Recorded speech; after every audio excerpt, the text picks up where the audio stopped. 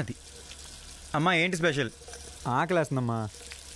అమ్మా అమ్మ నీతోనే మాట్లాడుతుంది. అమ్మా ఏమైంది? నువ్వు మాతో ఉండమన్న ఆలోచనే చాలా భయంగా ఉందిరా చిన్న. అమ్మా ఏడవకమ్మా, ఏం కాదులే. ఏం కాదంటావేంట్రా, చెప్తూనే ఉన్నా. జాగ్రత్తరా జాగ్రత్తరా. అమ్మా అమ్మా అక్క అక్క తొందర కూర్చోమ్మా. అది ఇదిగమ్మా.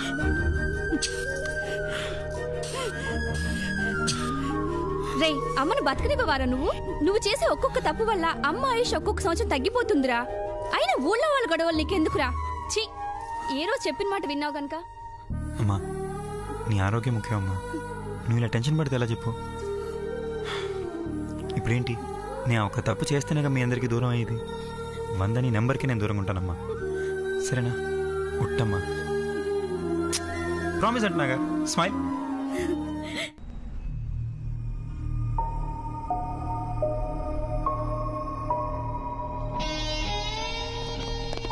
ఎంతసేపు రా? ఎప్పటి నుంచి వెయిట్ చేస్తున్నాను తెలుసా? రే సందీప్ బయలుదేరరా. మా అన్నగాడు ఆస్తి మొత్తం కొట్టేయడానికి గవర్నమెంట్ కంటే ఎక్కువ పథకాలు అమలు చేస్తున్నాడు. నువ్వు వచ్చావంటే సీరియస్ వార్నింగ్ ఇచ్చొద్దాం. వేళ అటు ఇటు తేలిపోవాలి. పదా రారా. నేను రాలేను రా, ప్లీజ్ మీరు వెళ్ళండి. అదేంట్రా, ఇద్దరు చిన్నపిల్లలు కొట్టుకుంటే మధ్యలో దూరిపోతా? ఆస్తి కూడా ఉంటే రానంటావేంటి? కాసేపు ఊరుకుంటావా? అరే ఇంటి నుంచి ఎప్పుడు తిరిగేస్తారని టెన్షన్తో నేనుంటే ఈ టైంలో గొడవలు కొట్టాలి నాకు అవసరమా? అదే నీ బాధ. ఒరే ఇంట్లో మనం ఎన్ని ఏదో పనులు చేసినా తరిమేస్తాం అంటారే తప్ప ఇన్సైడ్ మనం ఏదన్నా ఎఫెక్షన్ వల్ల తరం లేరు. నువ్వు రానికి ఎందుకు నేను చూసుకుంటాను. మా నాన్న సంగతి నీకు తెలియదు రోయ్.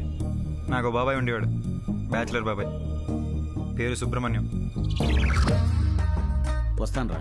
బాబాయ్ ఎక్కడికి బాబాయ్? ఎక్కడికంటే నాకు మాత్రం ఏం తెలుసురా. నేను మహా అయితే 50 తప్పులు చేస్తుంటాను. ఇదిగో నన్ను అమాయకం చేసి ఇంకో 50 తప్పులు వీడు నా మీద నెట్టాడు. మీ నాన్నేమో కుటుంబ రాజ్యాంగం పేరు చెప్పి బయటకు ఎంటేస్తున్నాడు. ఆయన ఎప్పుడు తరిమేస్తాడో తెలియక ఇదిగో 20 ఏళ్ల క్రితమే ఈ తాళి పట్టుకున్నాను. పెళ్లి మాత్రం చేసుకోలేదు. అదే మంచిదైందిలే. ఒరే నువ్వు మటుకు వీడితో జాగ్రత్తగా ఉండరా. మరీ పొగడేస్తున్నావు.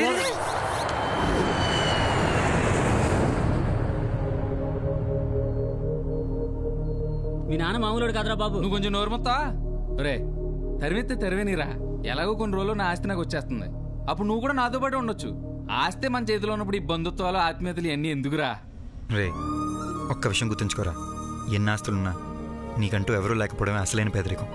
ఆస్తి పైన పర్లేదురా, అన్నని మాత్రం వదులుకోకు. రేయ్ రేయ్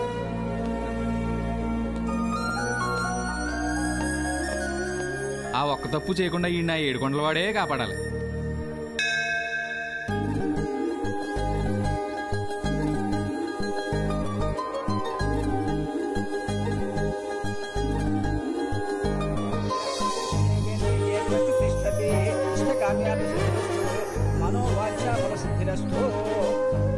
స్వామి, ప్రపంచంలో నిన్ను ఎంతో మంది కొలుస్తున్నా నీ కాన్సంట్రేషన్ మాత్రం నా మీదే ఉందని నాకు అర్థమైంది.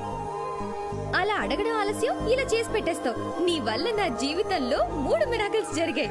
రోజు పూజిస్తున్నా నా జీవితంలో ఏమీ జరగలేదు, నీ జీవితంలో మిరాకిల్స్ జరిగాయా తల్లి? అవును స్వామి. మొదటిది 10th పాస్ అవ్వడం.